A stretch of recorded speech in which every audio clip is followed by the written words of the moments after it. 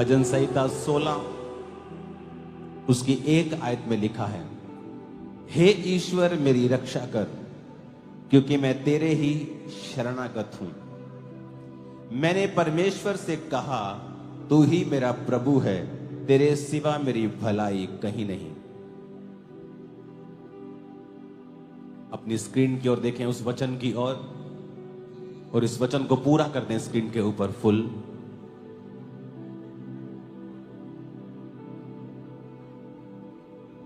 मैंने परमेश्वर से कहा, बोलो मैंने परमेश्वर से कहा, तू ही मेरा प्रभु है,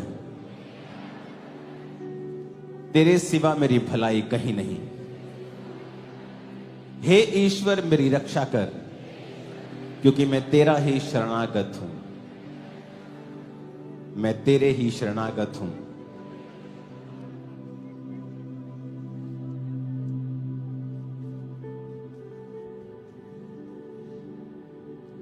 इसमें दाऊद ने क्यों कहा? यह दर्शाता है एक व्यक्ति का परमेश्वर के ऊपर निर्भरता।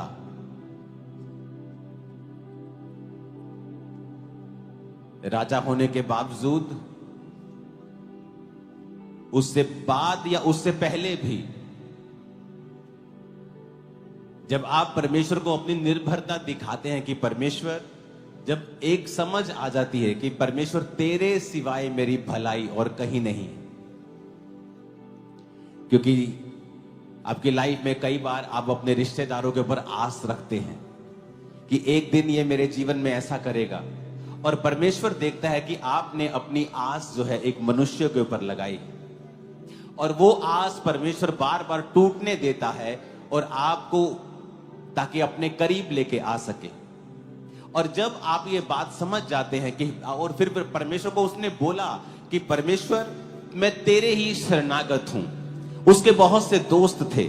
राजे का बेटा योनातन उसका मित्र था, ऐसा मित्र जो उसके लिए अपने प्राण दे सकता था, जिसने अपनी राजगद्दी त्याग दी थी और कहा था कि ये तेरी है, जबकि वो कोई मोहल्ले की प्रधानगी नहीं त्यागता किसी के लिए, एक देश की प्रधानगी त्याग दी थी। वो उनसे प्रेम करता था, लेकिन फिर भी दाऊद की जो आस थी कि परमेश्वर मैं तेरे शरणागत हूं, मैं तेरे अंडर हूं, मैं तेरे पास आया हूं, और उसको मालूम था कि तेरे सिवाय मेरी भलाई और कहीं नहीं है। जब आप इस बात को समझ जाएंगे कि मेरी परमेश्वर जो भलाई है वो तेरे सिवा कहीं नहीं है, आप अपने रिश्तेदारों से प्रेम करेंगे, हां करेंगे, आप लोगों से प्रेम करेंगे, आप लोगों के ऊपर आस नहीं रखेंगे।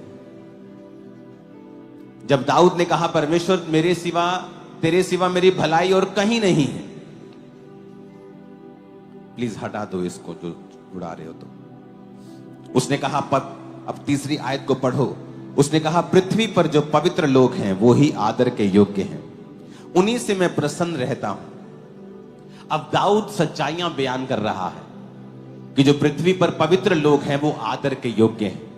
यानी वो पहली बात कर रहा है कि परमेश्वर मैं तेरे शरणागत हूं, मेरी आस तेरे ऊपर है, मैंने अपना समर्पण तुझे किया है, तू ही मेरा परमेश्वर है।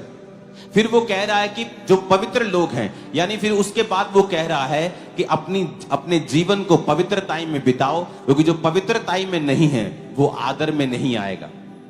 अगर आप चाहते हो आपका पति आपका आदर करे, आपकी पत्नी आपका आदर करे, लोग आपका आदर करें, परमेश्वर सबसे बेहतर आपका आदर करे, तो दाऊद ने एक सीक्रेट दिया। उसने कहा जो पृथ्वी पर पवित्र लोग हैं वो ही आदर के योग्य हैं।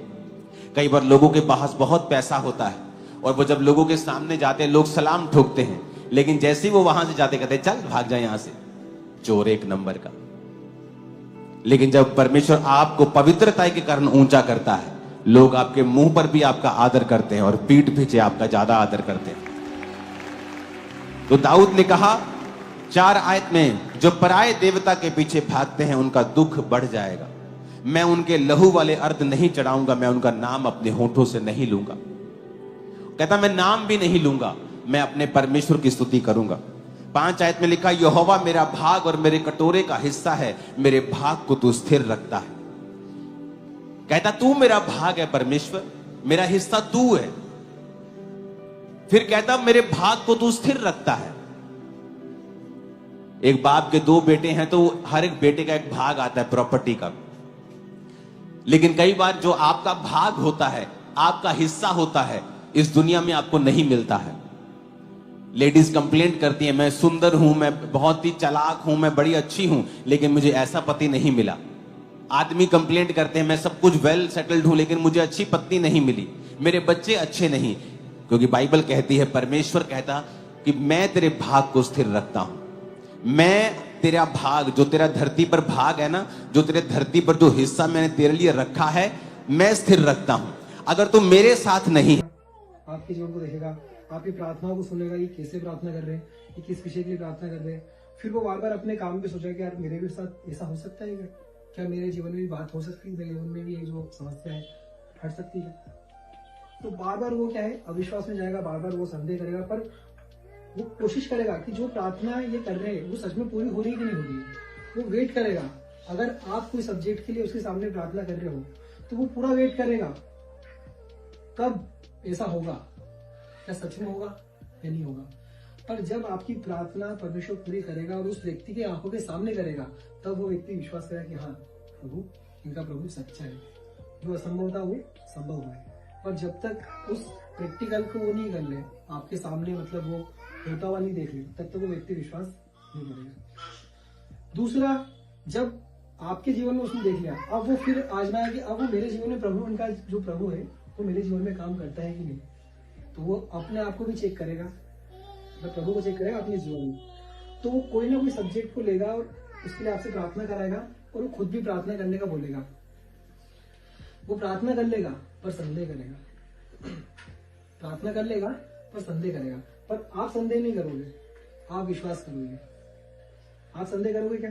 नहीं। नए व्यक्ति ने तो प्रार्थना कराई कि जैसे हो सकता है कि उसका कोई बीमारी है, फुंसी हो गई, ठीक नहीं हो रही, बहुत समय से पस बने आ रहा, उसने प्रार्थना कराई। अब वो तो परेशान है उसी समस्या से, पर अगर आपको उस पर पूरा विश्वास है, उस प्रभु पर, कि इसके जीवन में भी काम होगा, तो वो आपके विश्वास के द्वारा वो चंगा हो जाएगा।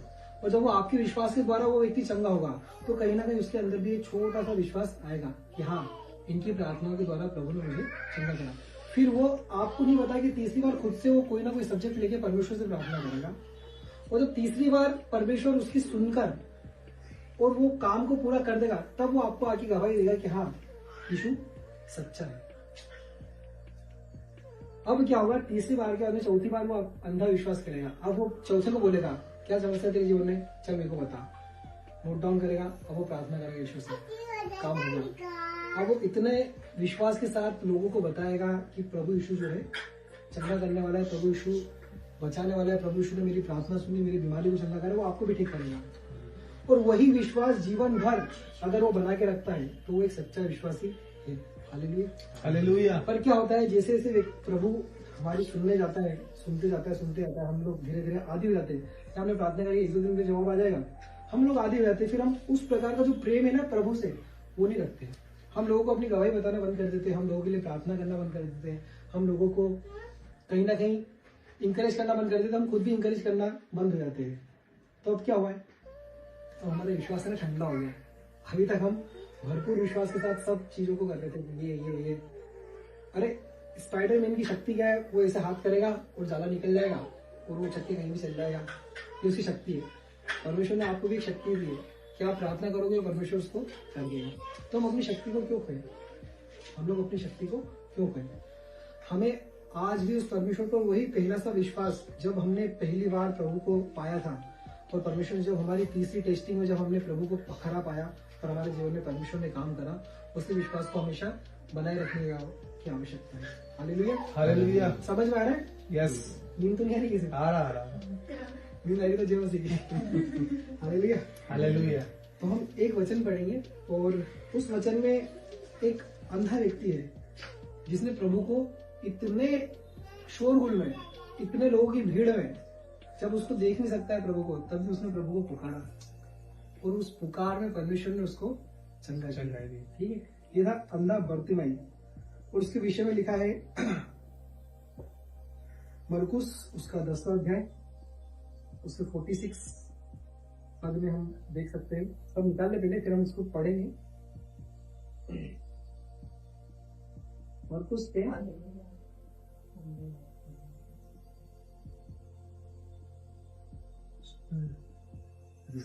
निकालिए समझ। मैं पढ़ देता हूँ 46 यहां से पढ़ रहा हूं आगे। अंधे बर्तिमाई का दृष्टांत। फिर वे यरीहो में आए और जब वह उनके चेले और एक बड़ी भीड़ यरीहो से निकलती थी तब तीमाई का पुत्र बर्तिमाई एक अंधा भिखारी सड़क के किनारे बैठा था। यह सुनकर कि यीशु नासरी है पुकार कर कहने लगा, हे दाऊद की संतान यीशु मुझ पर दया कर। बहुतों ने उसे डांटा कि चुप रहे, पर वह और भी पुकारने लगा, हे दाऊद की संतान मुझ पर दया कर। तब यीशु ने ठहर कर कहा, उसे बुलाओ। और लोगों ने उस अंधे को बुलाकर कहा, ढाढ़स बांध, उठ, वह तुझे बुलाता है। वह अपना कपड़ा फेंक कर शीघ्र उठा और यीशु के पास आया। इस पर यीशु ने उससे कहा, तू क्या चाहता है कि मैं तेरे लिए करूं? अंधे ने उससे कहा, हे रब्बी, यह कि मैं देखने लगूं। यीशु ने उससे कहा, चला जा, तेरे विश्वास ने तुझे चंगा कर दिया है। वह तुरंत देखने लगा और मार्ग में उसके पीछे हो लिया। हालेलुया। स्टोरी स्पष्ट है, हमको सब समझ में आ रहा है यहाँ पर क्या हो रहा है और क्या नहीं हो रहा है। पर समझने वाली बात यह है कि यीशु मसीह ने क्या कहा। आप इसका जो 52वां पद है इसमें लिखा है, यीशु ने उससे कहा, चला जा, तेरे विश्वास ने तुझे चंगा। किसने करा है? विश्वास कि यीशु मसीह ने। विश्वास के द्वारा चंगा यीशु मसीह ने कराया, पर इस विश्वास में कि यीशु मुझे चंगा कर सकता है उसने उतने जोर से पुकारा। और लिखा गया यहाँ पर देखो आप, जब वो यरीहो में आए तब वहां और उसके चेले और एक बड़ी भीड़ यरीहो से निकलती थी। जब भीड़ जाती है ना बहुत सारी, तो भगदड़ होती है, आवाज बहुत ज्यादा होती है, शोरगुल होता है। तो रैली निकलती है तो कितनी आवाज होती है। उस आवाज में भी उसने कितनी जोर से चिल्लाया होगा कि यीशु मसीह ने सुन लिया। और लोग बोले कि चुप रहे, मतलब उसने उसके हाई लेवल का जो चिल्लाना होगा उसका, उससे चिल्लाया उसने। वो चिल्लाया क्या उसने? हे यीशु दाऊद की संतान मुझ पर मुझे चंगा करने बोला उसने। दया कर। क्या बोला उसने? दया कर। हालेलुया। नोट करना इस बात को, उसने बोला, हे दाऊद की संतान मुझ पर दया कर। अगर वो पुकार बोलता, हे यीशु दाऊद की संतान मुझे चंगा कर, तो हो सकता है शायद वो चंगा न हो पाता। पर उसने बोला, मुझ पर दया कर। दया करो तो तुम पर भी दया की जाएगी। हालेलुया। तब क्या हुआ कि लोगों ने उसे बुलाया, उसको बोला कि ढाढ़स बांध, उठ, वो तुझे बुलाता, तेरी लॉटरी लग गई बेटा। उनको भी विश्वास था, उन लोगों को भी विश्वास था कि ये आज चंगा हो जाएगा। तब उसको लोगों ने उठाया। और एक वाक्य और इसलिए कि 50वें पद में लिखा है, वह अपना कपड़ा फेंक कर शीघ्र उठा। जो कपड़ा उसको पिलाया जाता था उस समय, जो गरीब जो भिखारी लोग होते थे उनको एक अलग सा वस्त्र डाला जाता था ताकि उससे लोग जो है उनको भिखारी जाने। उसने अपना वो वस्त्र फेंका। मतलब अभी अंधा है, उसने यीशु मसीह को देखा नहीं है, वो जानता नहीं यीशु मसीह कैसे दिखता है, वो ये नहीं जानता क्या हो रहा है। उसने कहीं ना कहीं यीशु मसीह का नाम सुना था कि वो चंगा करने वाला है। और जब उसको ये पता लगा कि आज मेरे रोड से या मैं जिस जगह पे बैठा हूँ वहां से यीशु मसीह जाने वाला, तो उसने अंधेपन में ही जोर जोर से पुकारना शुरू करा। क्योंकि अगर वो समय वो नहीं पुकारता तो हो सकता है जीवन भर वो अंधा ही रहता। और परमेश्वर ने उसको चंगा करा। तो बताओ, ये अंधा विश्वास था कि नहीं था? अंधा विश्वास था कि नहीं था? हाँ, हमारा विश्वास नहीं था। हम तो देखते, हमने तो इतनी सारी गवाहियां देखी, अपने इतने सारे चमत्कार देखे, फिर भी हम कहीं ना कहीं घबरा जाते हैं, डर जाते हैं कि यार काश ऐसा होगा कि नहीं होगा। वो तो अंधा था, उसने कोई चमत्कार देखा नहीं, उसने सिर्फ कानों से सुना था कि यीशु मसीह चंगा करता है। हालेलुया। हालेलुया। आज ये अंधा विश्वास प्रभु हमसे भी चाहता है। क्यों यीशु मसीह बोलता है कि तुम जब बोलोगे इस पहाड़ से उखड़ जा तो उखड़ जाएगा। किसी भी समस्या का पहाड़ क्यों ना हो, बीमारी का पहाड़ क्यों ना हो, तो पूरे विश्वास के साथ और अंधे विश्वास के साथ बोलोगे, अरे मेरा यीशु उखड़, उसको उखड़ना ही पड़ेगा। अगर हम उसको पालने पोसने लग जाएंगे ना तो कभी नहीं जाएगा, उसको भगाना है। हालेलुया। हालेलुया। तीमाई के बेटे बर्तिमाई को उस दिन चंगाई मिल गई। यीशु मसीह ने कहा कि जा, तेरे विश्वास ने तुझे चंगा किया। और ये चंगाई केवल चंगाई नहीं थी, एक दया थी। और उसके बाद में उसने जो करा है उस पर भी नोट करना। आखिर में क्या लिखा है 52वें पद को, अगर हम फिर से कोई कर दीजिए जोर से। यीशु ने उससे कहा, चला जा, तेरा विश्वास ने तुझे चंगा कर दिया है। और वह तुरंत देखने लगा और मार्ग में उसके पीछे हो लिया। हालेलुया। यीशु मसीह ने क्या बोला उसको? चला जा। कहाँ जा? अपने घर जा, अपने लोगों में जा, जिनको तू नहीं देखता जा देख मिल। पर उसने क्या करा, अब वो उसके पीछे हो लिया। ये उसकी चंगाई का, हमेशा की चंगाई का एक सबूत है कि वो उसके पीछे हो लिया, मतलब अब वो चले गया। अब एक दृष्टांत और देखेंगे हम